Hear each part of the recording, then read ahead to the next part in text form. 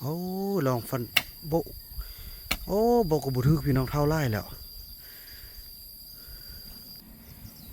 โอ้พี่น้อง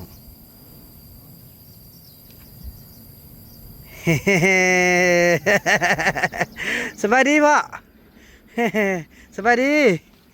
ได้ยินลูกบ่ได้ยินแหละได้ยินลูกบ่อ๋อพี่น้องมีน้ำเฮาบ่มีน้ำไม่อาแบบนี้อันนี้ล้างถ้วยเนอะแซ่บนี่พี่น้องเพิ่นนำตรงจากใส่ขาเนาะนี่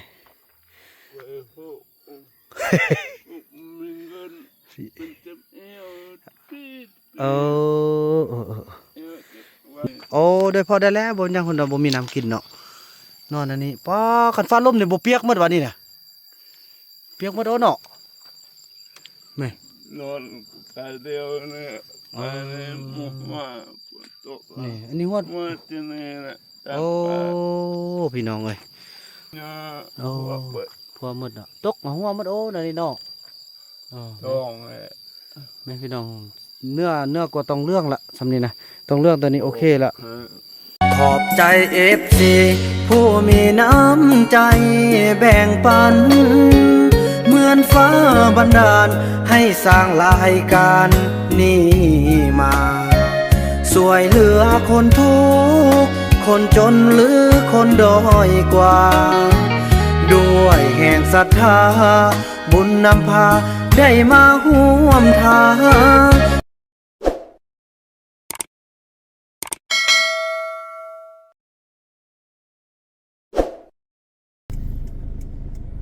ก็ทักทายสบายดีFC เข้ามานำกันเพื่อสู้คู่สู้คนพี่น้องบอกว่าสิอยู่ภายในหรือว่าอยู่ต่างประเทศกันเนาะก็ยินดีต้อนรับทุกท่านเข้าสู่ช่องBN สาวลาวกันนะพี่น้องเนาะคลิปนี้ก็เป็นคลิป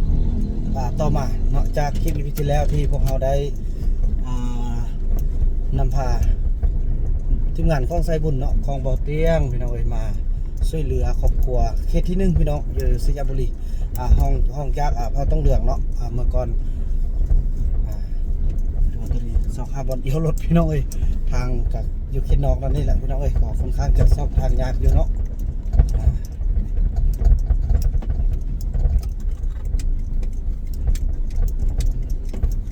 ดีใจพี่น้องเนาะบ่าวนำการดีใจที่ได้ร่วมเดินทางกับทีมงานของบ่าวเตียงเนาะที่ว่าได้เป็นสะพานบุญให้ทางเอื้อยเจสกี้พี่น้องเนาะอยู่ทางสหรัฐอเมริกากันพี่น้องเนาะก็ได้ยินแต่ซื้อแต่เสียงเพิ่นเนาะก็บ่เคยเห็นหน้าเห็นตาจักเทื่อจังได๋ก็ขออวยพรให้เพิ่นอยู่ดีมีแรงเด้อเอื้อยเจสก้าเนาะผมด้วยทีมงานผมด้วยคณะผมด้วยทางครอบครัวเนาะขอให้อยู่ดีมีแรงกันเนาะตอนนี้ก็เอี่ยวรถได้แล้วก็สิแม่นนำ5ทีมงานเฮาเนาะนี่เตรียมเพิ่นก็ไปก่อนละพี่น้องเอ้ยเป็นเคสต่อไปพี่น้องเอ้ยเคสต่อไปที่จะลกแจกเครื่องเนาะอันนั้นก็คือทางลุงพ่อเสียงพี่น้องเนาะบ่าวนำก็เคยไปเทื่อนึงแล้วพี่น้องเอ้ยไปเป็นสะพานบุญให้ทาง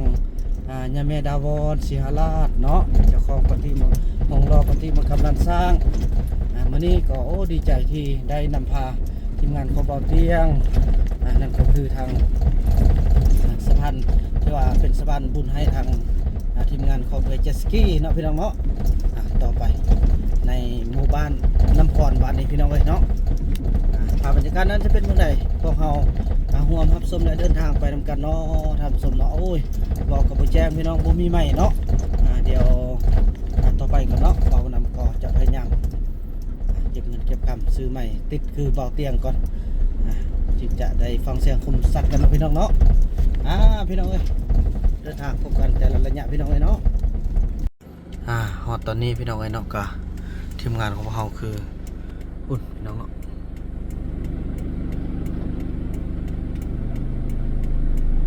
เพิ่นจอดน่าจะมีอย่างบางอย่างบอกเดี๋ยว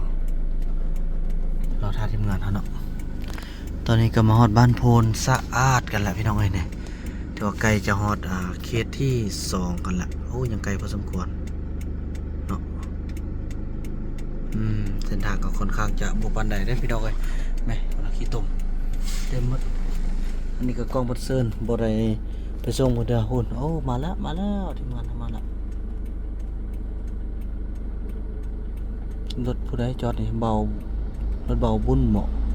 เบาเตียงน้ำมันนี่แหละเนาะโอเคพี่น้องเอ้ยเดินทางต่อเนาะ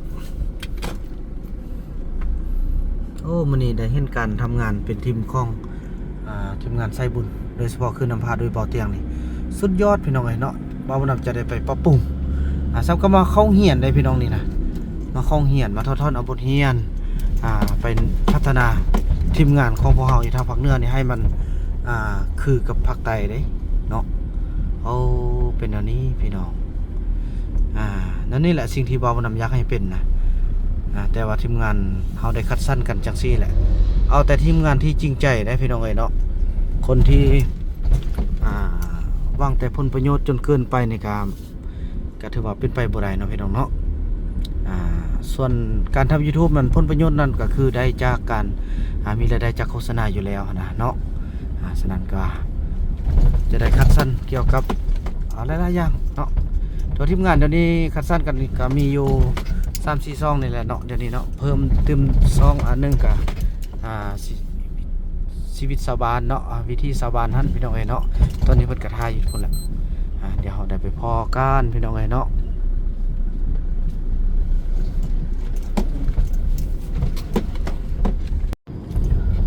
ถือว่าตอนนี้เราก็ได้เดินทางมาฮอดบ้าน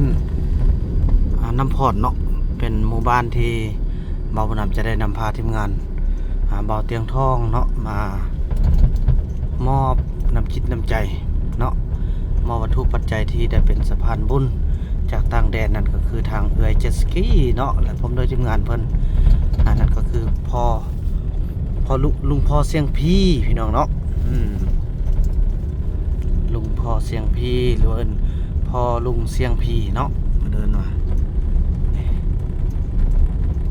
ตอนนี้ก็เส้นทางก็ค่อนข้างจะดีแล้วพี่น้องบ้านนี้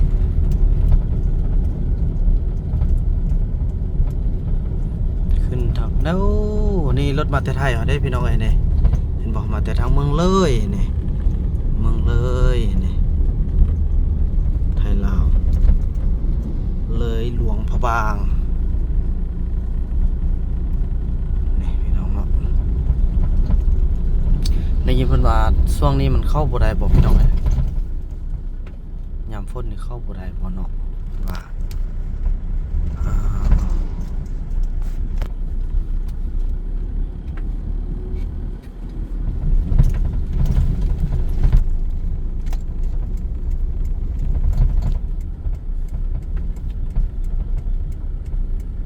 ทีมงานเบาเตียงกลับมาน้ำพังนี่เนาะบ่าวบุญมาแล้วบ่ล่ะ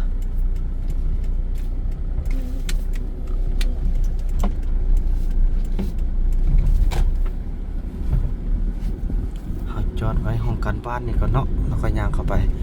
เพราะเพิ่นว่ามันเข้าบ่ได้เด้พี่น้องเอ้ย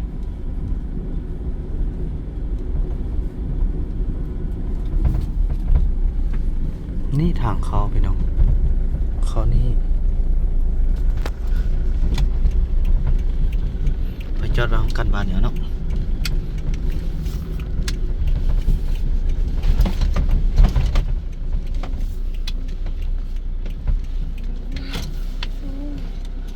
โอเคโอ้บนนาเสือพี่น้องเอ้ยสิมีรถทางสายบุญเฮามาฮอดมาถึงเนาะ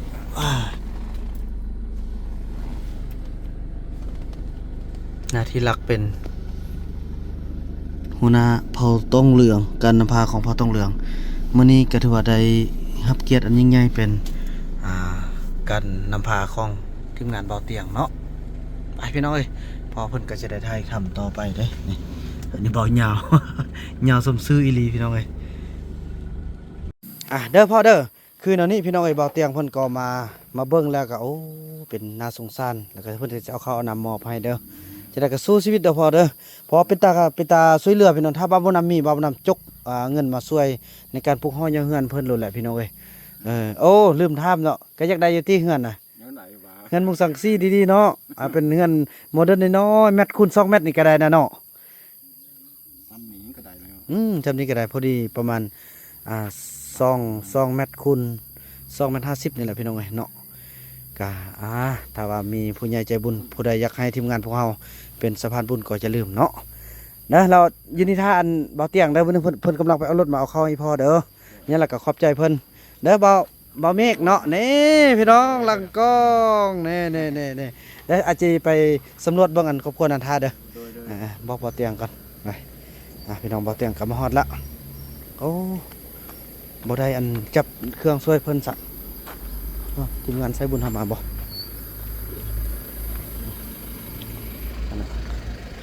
โอเคจะขอเพิ่นก่อนขอเพิ่นเอียวรถเพิ่นบอกเพิ่นสิเอียวรถเลยเอารถเพิ่นเป็นอันโฟติมีโฟอ๋อบ่ยานละอันโฟนะสิขอเพิ่นนึงก่อนอันนี้ก็ให้ทางเพิ่นยกผู้เดียวได้บ่โอ้ได้เนาะมอเนาะยังคำมันทันเดียวเลยถือว่าเห็นจ่าแจ้งแล้วเนาะลังกองแล้วเนาะบ่ค่อยเห็นมีอัน FC ทำ5ไร่เด้เพิ่นถามว่าโอ้น้องเมฆไปซ้ายวันนี้บ่เห็นเด้เพิ่นว่าวันนี้ก็เต็มตัวพี่น้องเอ้ยเนาะน้องเมฆอันนี้แหละเบื้องหลังของความสำเร็จของทีมงานของเราพี่น้องก็เป็นบุคคลหนึงที่อดทนพยายามเลยพี่น้องบ่าวนำก็มาเห็นการทำงานแบบมีแผนแบบมีทีมงานโอ้คักเป็นบทเรียนบัดนี้เบานำก็จะนำไปใส่กับทีมงานทางภาคเหนือบ่ใส่ฮู้ก็แบบนี้นะจะไปทางได้พากันโยมไปญาติมื้อเฮาหัวตำหัวไทยหยังนะคันเฮาเว้าเด้อบางเทื่อก็ว่าเฮาว่าญาติลื่นเฮาเครียดหยังหั้นนะฉะนั้นแล้วมื้อนี้ต่างมาเอาบทเรียนสิไปซ่อน เบิ่งไปบอกบ่เตียงก่อนโดยบ่เตียงอันนั้นเด้ออันค่อยสิไปเบิ่งอันครอบครัวนั้นพาก่อนเด้อโดยเพราะว่ายันเพิ่นอยู่หรือบ่อยู่บ่เพิ่นอยู่แหละนี่เดี๋ยวเพิ่นอยู่หั่นแล้วเจ้ากับอันบ่แม็กเนาะ บ่แม็กสาวพรบ่แม่นเลยเฮ็ดงานเลยเด้อโดยสิไปสำรวจหาดเด้อเดี๋ยวตามสบายเด้อบ่เที่ยงเด้อพี่น้อยเนาะถือว่าสิได้ไปสำรวจมื้อนี้เป็นไก่แหละว่าซั่นๆพี่น้องเนาะเป็นไก่โอ้อันนี้เป็นยาพวกไข้ยุงเด้อพี่น้องเนาะเป็นปัวไข่ยุงปัวไข่มันตังทรงเนี่ยเป็นยาเด้อันนี้นะเป็นยาดีเด้นี่นะเป็นปัวไข่ยุงพี่น้องเอ้ยไปนี่พี่น้องครอบครัวนี้ก็เป็นครอบครัวหนึ่งที่บ่าวนำได้เคยมาเท่านึงแต่เพิ่นบ่อยู่เนาะครั้งนี้มีโอกาสได้มาแล้วก็จะไปเบิ่งว่าเพิ่นอยู่บ่เพราะว่าอำนวยความสะดวกให้ทีมงานได้พี่น้องเพิ่นมาหาเฮาเนาะเพิ่นมาหาเฮาต้องอำนวยความสะดวกทุกอย่างโอ้ไปแล้วบ่เกิดบ่เงยยังก็เป็นเสียหน้าเสียตาแหละเนาะทีมงานนี่ก็ได้เป็นตัวแทนของทีมงานได้โอ้อันนี้เป็นใบยันใบอันนั้นหักกินดอกมันได้อันนี้ก็เป็นจังซี่แหละพี่น้องสภาพเนาะว้าวความเด็ดจังไรนี่ย่อโอ้ดีใจเห็นการทำงานของทีมงานเฮาจะได้ไปซ่อนทีมงานเฮาดีๆปั่นเนาะสร้างเนื้อสร้างตัวพี่น้องเอ้ยให้ทีมงานเฮาหูจักบทบาทแต่ละตำแหน่งกันโอ้หมักเต่าพี่น้องนะโอ้ผู้ใดโทรมาเนาะ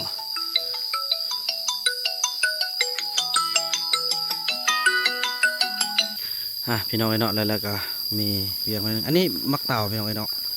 เป็นหมักเต่าอันนี้กกเต่าที่พี่น้องพอต้องเลือกเฮาใส่เป็นอาหารเด้พี่น้องไอ้เนาะหมักเต่าเอามาแกงเอามานึ่งเอามาเฮ็ดอย่างต่างๆหลายๆอย่างมาเอาน้ำจืดว่ามาทางนี้พี่น้องเอ้ยแม่นอยู่บ่ทางนี้มาอันนี้คือกันพี่น้องเอ้ยขาดแคลนขนาดพี่น้องอยู่ดอยอยู่เข้าผู้เดียวอีกได้เนี่ยนะพี่น้องเอ้ย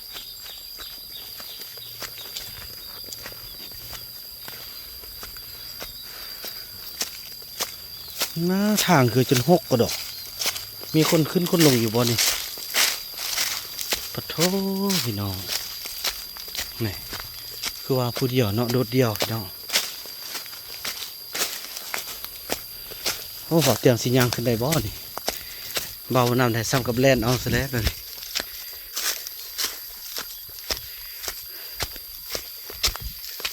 โอ้กบอีหยังนี่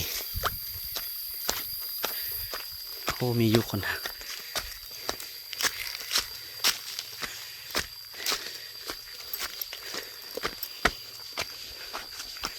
โอ้เห็นแล้วอยู่บ่โอ้ใครประตูแท้ฮะแค่ประตูอีเลยนี่ภาพบรรยากาศพี่น้องดีงามเลย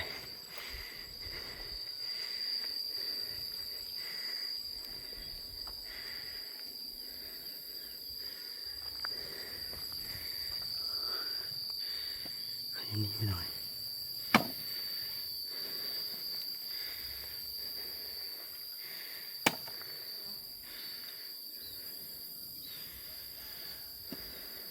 บุฟืน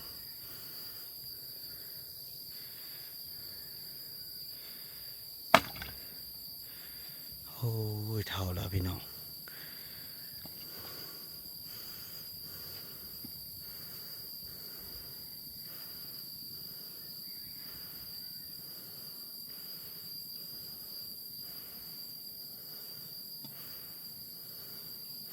โอ้ฟันตีนเด้อ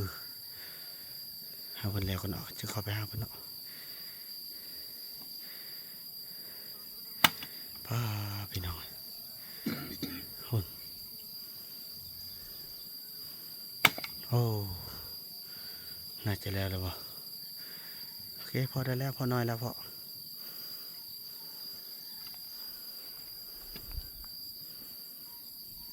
โอ้ลองฟันโบโอ้โบกบุทึกพี่น้องเท่าไล่แล้ว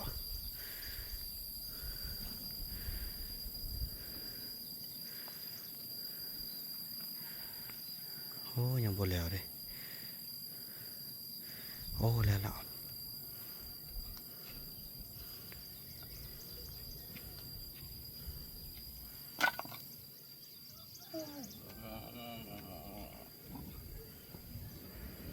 โอ้บ่เห็นบ่บ่นำเถื่อบ่เห็นเถื่อพี่น้องเลยโอ้พี่น้อง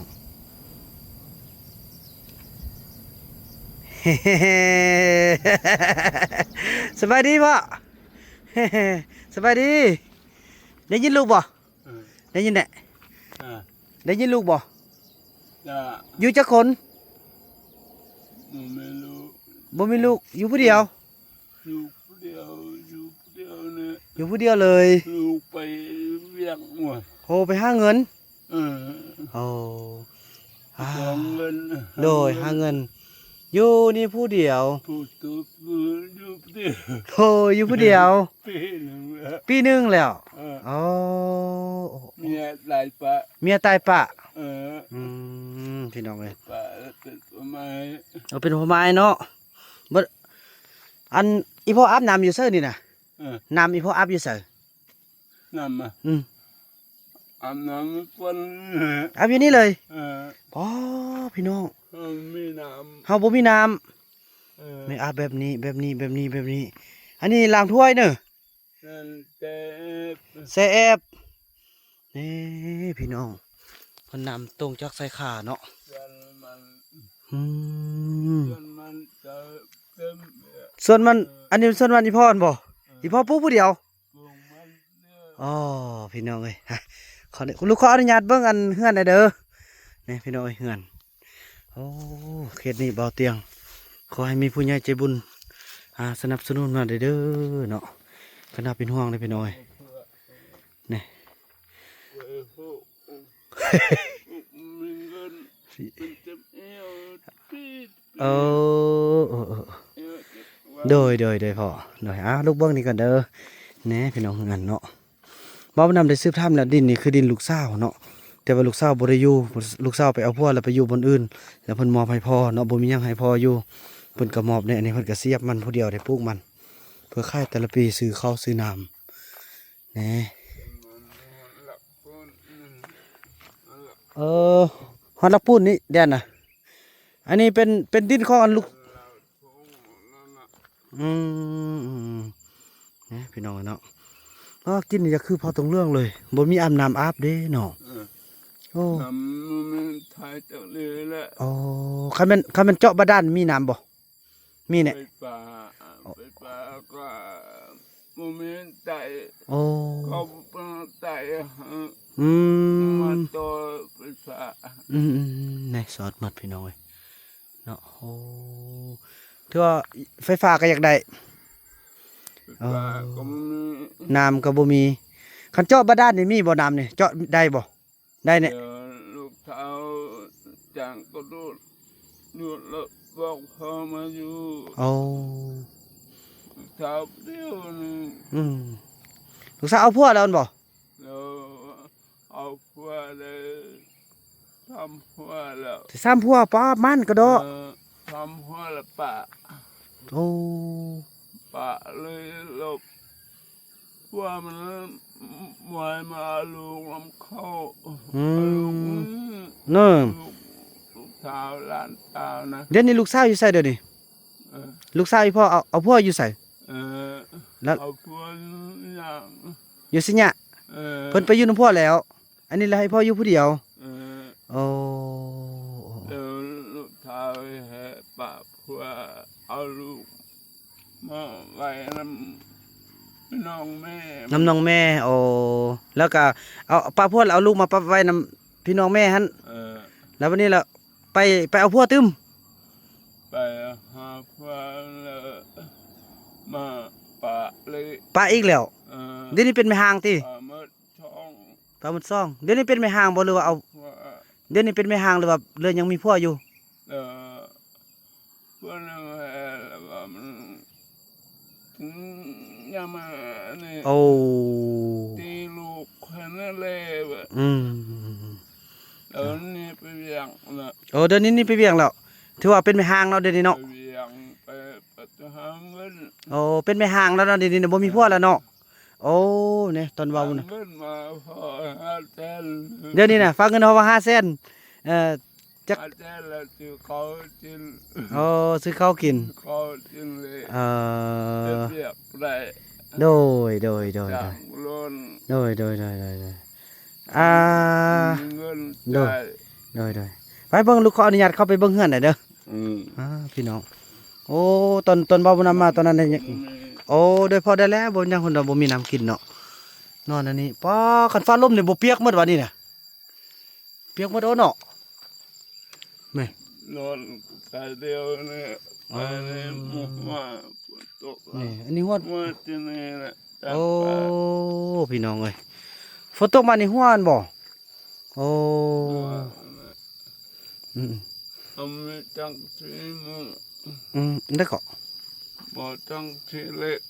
มง โอ้อยากได้สังกะสีเละมามุง เออ อ๋อพี่น้องเพิ่นว่าอยากได้สังกะสีแบบมันเก่าๆผู้ใดมีหยังต่างเนาะเพิ่นอยากเอามามุงว่าซั่นโอ้ดีเด้อพี่น้องเอ้ยเนาะคันผู้ใดมีเนาะพี่น้องเอ้ยอยากให้เบาบุญนำมาช่วยมาเป็นตัวแทนก็อย่าลืมเนาะติดต่อหาเบาเตียงหรือว่าเบาบุญนำเองก็ได้เนาะเราจะให้สำคัญอยากให้เบาเตียงและพี่น้องเอ้ยมาเลยเนาะจังที่ลูกช่วยมาหา โอ้สังกะสีนะลูกซื้อมาให้ผู้ใด ลูกมาช่วยมาแล้ว โอ้ลูกบ่ซื้อมา เออ ค่อยสู้ไปพ่อเอ้ย มาหา บางเทื่อก็มีผู้ใจบุญ พอมุงเนี่ย โอ้ ว่าเปิด พัวหมดเนาะตกมาหัวหมดโอ้นั่นนี่เนาะอ๋อ ท้องเลย แม่พี่น้องเนื้อก็ต้องเรื่องละสำนี้นะต้องเรื่องตัวนี้โอเคละ เดี๋ยว อืม เออเดี๋ยวบ่รอดแล้ว โอ้ยพี่น้องเอ้ยเนาะก็ถือว่าจังสันละเด้อตึบจังน้อยลูกศิลป์เดี๋ยวนี้อีพ่อบ่มีหยังอีพ่ออยากได้หยังแต่เดี๋ยวนี้ เลยนะ อันข้าวกินอีพ่อมีบ่ นั่นนะ ข้าวกินนะมีบ่ เขาไม่นะ มีเนี่ย คือไม่ถูกเอง โอ้อันผู้ใดหาเนี่ยซื้อเอง ก็จะจินก็จะแล้ว ก็เจ้า คนนี้ลม แน่พี่น้องเอ้ยมีโว้เราเป็นคนที่โบมักโลภเลยมีเราก็ว่ามีเนาะแล้วได้เฮ็ดซะได้มานะ เขาจานถือเขา ซื้อของเขาแล้วเงิน โล 7 โลเงินซื้อมันเอามาแต่ไส จือนำเขา แม่นั่น อื นะ มแล้วอันนั้นเด้ เจ็บใจอ่ะ เอาแล้วนั่นเด้อัน ที่เลยเอาเงินหาแต่ละจ อ๋อ งไว้จับเต้น โดยลูกสาวอันที่ว่าหาเงินมาน่ะส่งให้500,000แล้วไปซื้อข้าว7 โลแล้วจงไว้300,000โอเคพี่น้องไหมเพิ่นก็สร้างนะ เต้นน้ำชุยาจนเจ็บคอ โอ้เจ็บกระเพาะอีก ของ เจ็บท้อง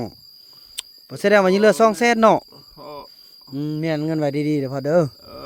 เจ็บ ลูกมาให้พ่อเทื่อนึงแล้วอีพ่อบ่อยู่ดีใจเด้ออยากจังน้อยแล้วลูกสิบอกอันมีอันทางผู้ใหญ่อันไอเตียงเตียงทองเด้อลูกเตียงทองเด้อเพิ่นสิเอาเข้าวมาให้เด้อมีเด้กินบ่มีน่ะกินน่ะมีน่ะเคยกินบ่มีน่ะเคยกินน่ะลวกมีน่ะเป็นทงน่ะบ่เคยเคยเข้าที่เคยกินเนาะโอ้พี่น้องขนาดมี ลูกฝากเตียงเงิน มาหา แล้วมีนี่บ่สร้างลวกกินน่ะมีน่ะบ่สร้าง มุกมใจ บ่ฮู้ความเลย โอ้แสดงว่าบ่ฮู้ว่ามีพี่น้องเนาะก็สมควรน่ะเกลือเป็งนัวมีแล้วติเอาบ่เกลือเป็งนัวน่ะ ลูกฝากมาแล้วจะก็จินยาจินเจ็บอยู่ โอ้ยพ่อเอ้ยสู้ๆเด้อพ่อเอ้ยสู้ๆเด้อเด้อบัดนึงลูกมาเด้อลูกมาหาเด้อลูกไปบอกหมู่มาบัดนึงเด้ออยู่นี่หาเด้อพ่อเด้ออยู่นี่หาลูกอย่าไปซ่าเด้อพี่น้องเอ้ยเนาะถือว่าน่าสงสารเนาะก็ถือว่าเด้อบัดนึงลูกมาพ่อก็ถือว่าเป็นคนที่ซื่อสัตย์พี่น้องเอ้ยเนาะแบบบ่ความจริงเลยเนาะแล้วบ่มานำกามาเบิ่ง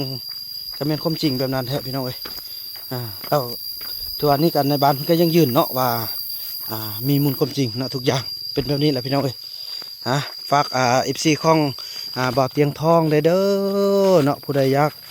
สร้างบุญสร้างกุศลพี่น้องเอ้ยช่วยเอาคนเอาบุญเอากุศลให้มีความสุขบันปลายในชีวิตแล้วก็คือสิได้บุญได้กุศลไปนำกันแหละพี่น้องเอ้ยเนาะบ่าวบุญนำก็ได้แต่เพียงนำเอาวิดีโอนำเอาแต่เส้นทางมาให้ทุกคนได้เบิ่งได้เห็นกันจังซี่แหละพี่น้องเอ้ยเนาะถ้าว่าท่านใดอยากช่วยเหลือก็อย่าลืมติดต่อทางทีมงานของพวกเราเนาะบ่ว่าจะเป็นทีมงานของบ่าวเตียงทองทีมงานของบ่าวบุญนำเนาะก็ยินดีเด้อพี่น้องเนาะเพื่ออยากมาช่วยมาพัฒนาช่วยกันเนาะให้สำคัญเอาบุญนั่นแหละพี่น้องเพิ่นก็จังซั่นแหละนำไหมพุ่นเนาะพุ่นไปถึงพุ่นนะพี่น้องเอ้ยแต่บนห้าว่าเจาะบาดาลมีอยู่เนาะพอทางนี้มันคุ้นห้วยเนาะนี่พี่น้อยเจาะน้ำอย่างต่างโอ้พี่น้องฝากกันไปพี่น้องเอ้ยเนาะหวังว่าจะมีผู้ใหญ่ใจบุญเพิ่นมาซอกมาเห็นเนาะมาซอกมาเห็นพี่น้องเอ้ยจังสั้นเลยพี่น้องบ่าวนาก็จะได้ไปรายงานข่าวให้บ่าวเตียงแล้วก็เบิ่งรายการมอบเครื่องนำบ่าวเตียงเนาะทางซองเตียงทองซาแนลเนาะคลิปนี้บ่าวนำขออนุญาตจบคลิปกันเพียงเท่านี้ก่อนพี่น้องเอ้ยแล้วก็พบกันใหม่ในคลิปต่อไปเด้อเนาะคลิปนี้บ่าวนำขอกล่าวคำว่าสบายดี